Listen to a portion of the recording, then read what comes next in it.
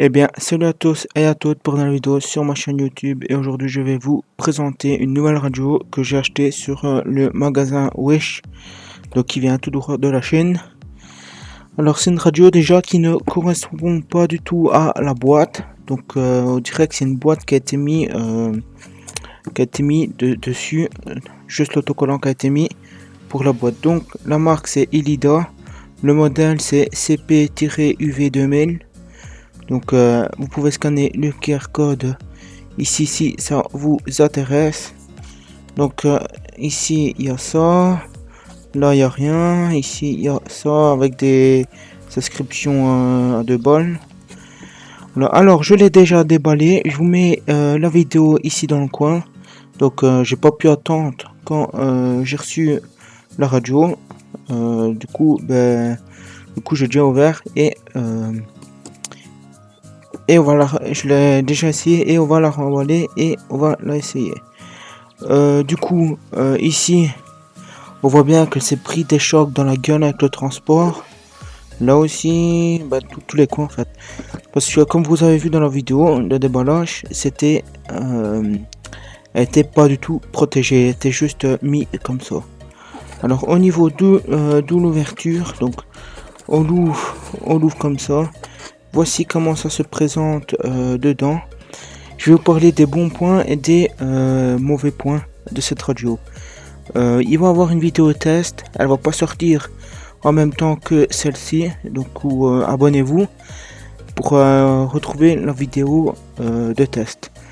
Parce que ici il pleut et je ne sais pas sortir pour faire des tests. Alors on a le petit user manuel. Donc le manuel de programmation,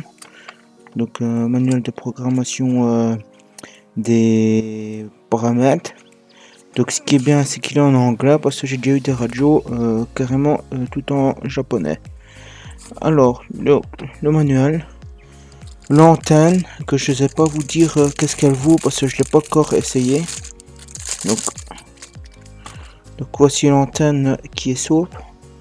Donc une antenne SOP. Ici prise standard comme le Baofeng, donc une antenne boudin, je crois que ça s'appelle ainsi. Par contre on voit bien qu'ici c'est cheap, c'est du plastique complètement cheap, je sais pas comment vous dire ça. Le chargeur, donc qui est bien, donc un point en plus pour cette radio, c'est qu'elle a la prise européenne. J'ai déjà aussi eu des radios avec des prises non européennes.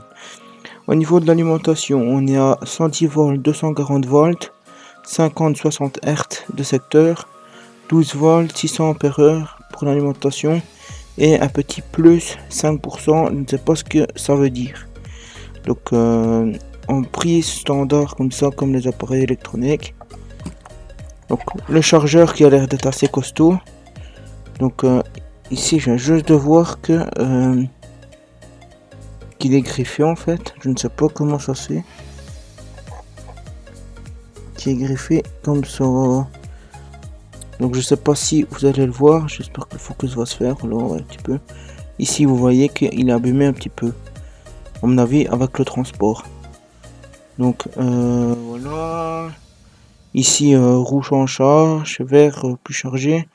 Derrière on a quoi? On a 10-12 volts, 8,4 volts et 600 Ah. Voilà. Ici après on a la Dragon, on a le clip ceinture, on a les vis bien sûr dans le sac en plastique ici. Donc la Dragon et les deux petites vis qui est ici. Maintenant on va passer à la radio. Donc assez lourde. Donc je vais juste retirer la boîte pour la vidéo. D'ailleurs je n'ai pas mesuré l'antenne, donc l'antenne elle fait quasiment 19 cm.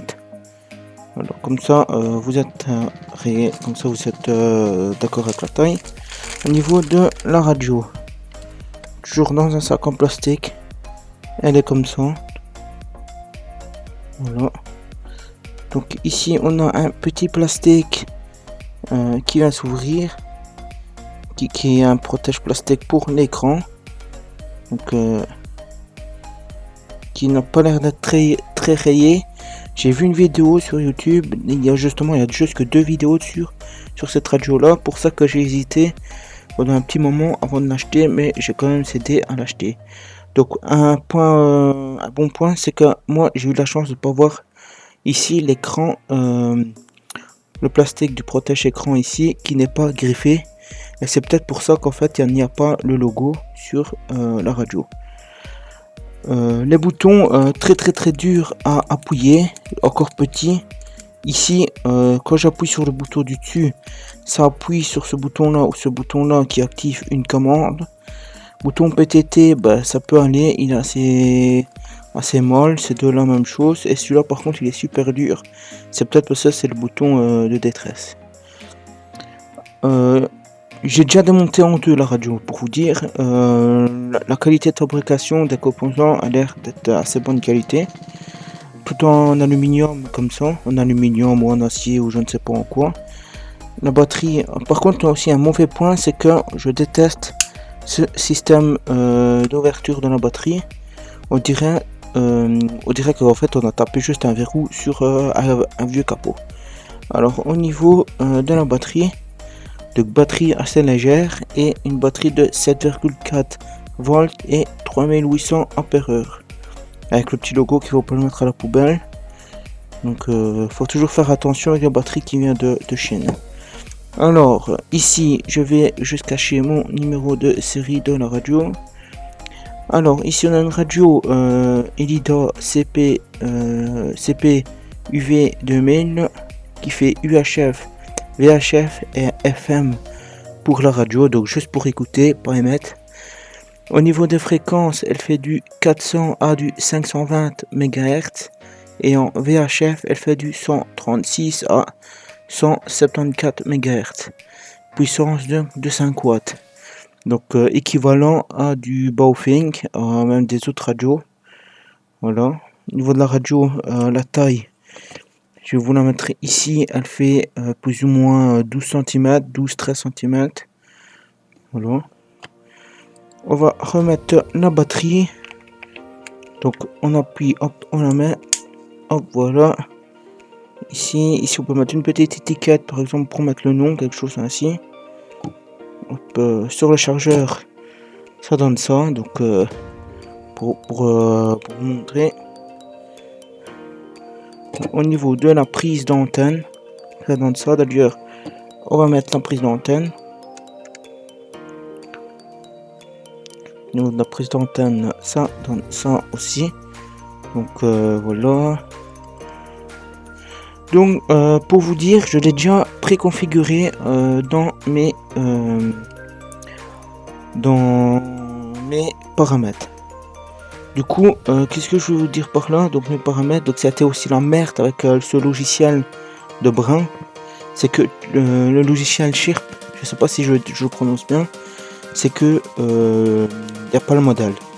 Du coup, j'ai dû utiliser le logiciel fourni par le constructeur, qui n'est même pas terminé le logiciel, parce que du coup Windows 10 laissez tomber parce que ça vous fait des erreurs à tout casser. Du coup j'ai dû installer Windows XP dans un ordinateur, dans une machine virtuelle, et en plus de ça j'ai dû le mettre en anglais parce que sinon ça fait plein de petits points d'interrogation, des majuscules et tout bordel, ça retrouve pas le bon caractère d'écriture. Au niveau de l'allumage, j'essaie de trouver un angle. J'essaie de trouver un angle où il n'y a pas la lumière qui gêne. Donc vous pouvez voir ici, n'empêche qu'il y a quand même un petit peu du flou sur l'image ici. Donc moi j'ai mis mon pseudo, mon identifiant à l'allumage. Donc ici pour vous ça se voit pas très fort au niveau de l'écran, mais je peux vous assurer que sur par exemple en été à la lumière, je suis sûr et certain que vous pourrez le voir. Parce que ici il fait nuit et on le voit. Donc comme vous pouvez le voir, c'est juste le rétroéclairage de l'écran qui s'éteint et pas le reste. Voilà. Donc moi j'ai configuré ici mes paramètres. Donc voilà. Je vais essayer de me mettre dans l'angle. Au niveau des menus des paramètres, donc si j'arrive à bien me mettre, donc s'il faut que je vienne se faire, voilà. Au niveau du menu, ben, ça donne ça. Je sais pas trop si vous pouvez le voir. Donc je crois qu'il y a 31 paramètres.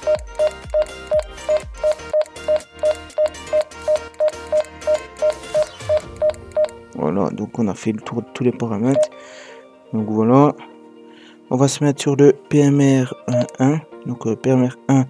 Donc on va taper 001. C'est de la façon que je l'ai configuré. Au niveau du Beep Ranger, donc ça donne ça. Donc c'est pour nous, hein, le Beep Ranger. Donc le Beep Ranger, on n'entend pas au niveau de l'envoi, donc des données, on n'entend pas. Je vais prendre mon autre radio ici, qui est la TYT UV 800, si je me rappelle bien, et on va se mettre sur le canal PMR 446, donc le 1.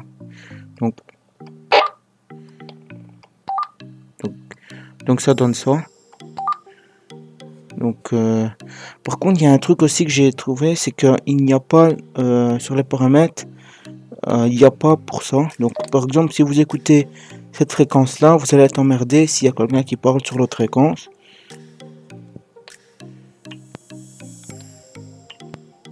Voilà. Du coup ça c'est un peu chiant. Aussi qu'est-ce que je pourrais dire d'autre? Ben il n'y a rien, hein. À part qu'elle est bien épaisse. Donc au niveau d'épaisseur, elle fait bien 2,5 cm d'épaisseur. Prix standard comme ça, prix standard au Baofeng. Encore de programmation la même. Donc au niveau de l'alarme, ben, ça donne ça, mais vous voyez que c'est pas envoyé sur les ondes, hein. Ça. Voilà, au niveau de la radio, comment on fait encore pour mettre la radio? On appuie sur le dessus. Non, on appuie ici. Donc, le parleur, ça donne ça. Voilà. Du coup, voilà, hein, j'ai plus rien d'autre à dire sur la radio là. Du coup, n'hésitez pas à vous abonner, à aller faire un petit tour sur ma chaîne YouTube. Je présente des radios quand j'en achète. Et ici, ben, il va y avoir une vidéo sur le test de cette radio là. Et peut-être une vidéo aussi que je teste cette radio là en même temps que celle-là. Du coup, n'hésitez pas à vous abonner sur la chaîne YouTube, à aller faire un petit tour, partager mes vidéos. Et moi, je vais vous dire à la prochaine vidéo.